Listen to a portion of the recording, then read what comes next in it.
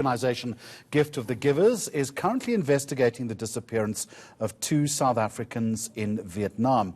The organisation fears that 2 teachers may have been victims of an organ harvesting syndicate.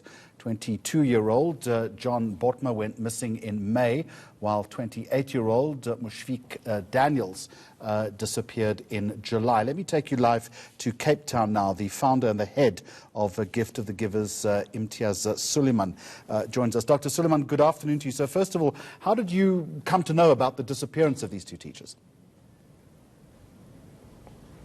Good afternoon, Jeremy.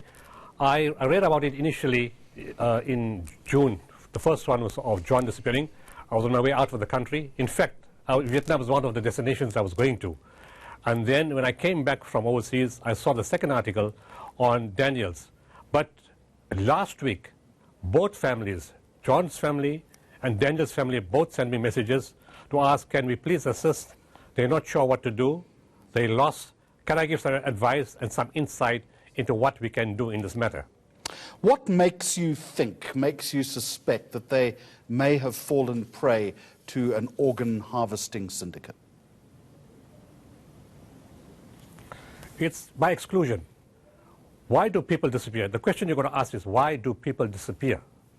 Firstly, they could have been killed in a car accident, and you go to the hospital or to the morgue, you should find the body.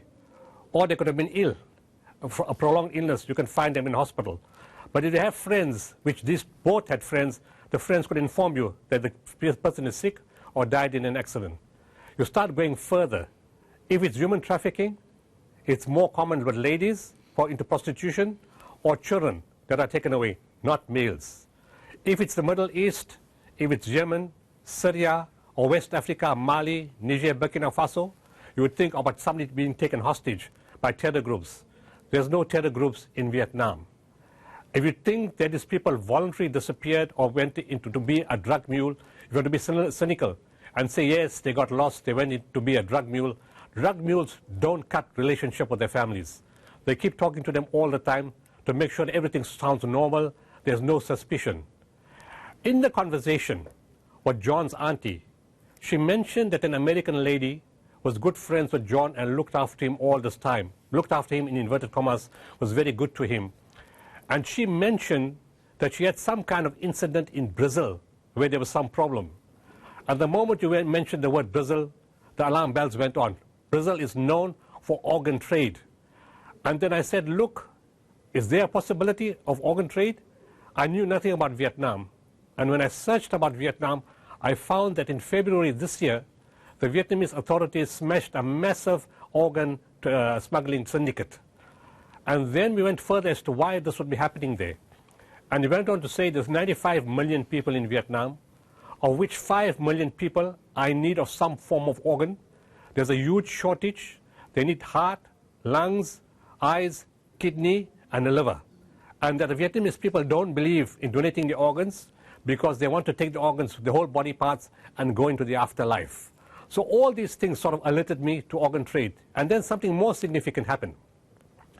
The auntie of John said that on the night of 18th May, that's the last night she spoke to John.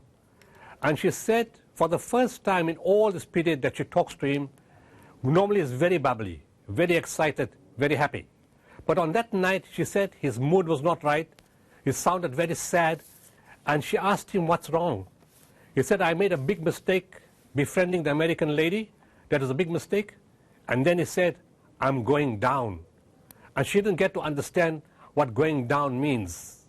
Subsequently to that, she told me that in one of the conversations with the same American lady, the American lady told her, you know, John is considering selling one of his kidneys. Why would John want to sell his kidney? The American lady was showering him with money. The auntie said, well, if there's a shortfall, I'll fill it out. What need was there to sell his kidney? And that tells me that's a cover-up for something more sinister. Dr. Suleiman, very briefly, I'm assuming that you would have reached out to authorities in Vietnam. What then is the progress of your investigation so far? And again, is there hope that the pair are still alive?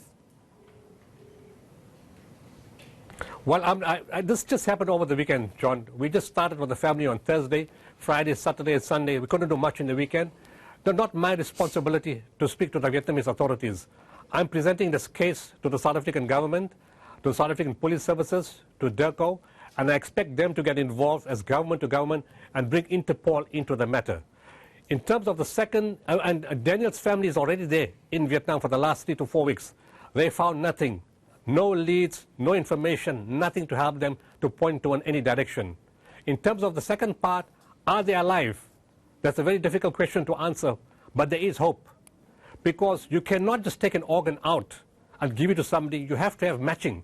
It has to be typed. So if you capture the people, you need to take their blood type and then wait for a recipient from somewhere in Vietnam or outside Vietnam who has the same match. And then you can do the procedure. Let's hope there's been no match up till now. They're kept in captivity somewhere, and through an investigation and research, we can find them before anything untoward happens. All right. Our next port of call, obviously, is the Department of International Relations and Cooperation. From the Gift of the Givers, the director and founder, Dr. Imtiaz Suleiman.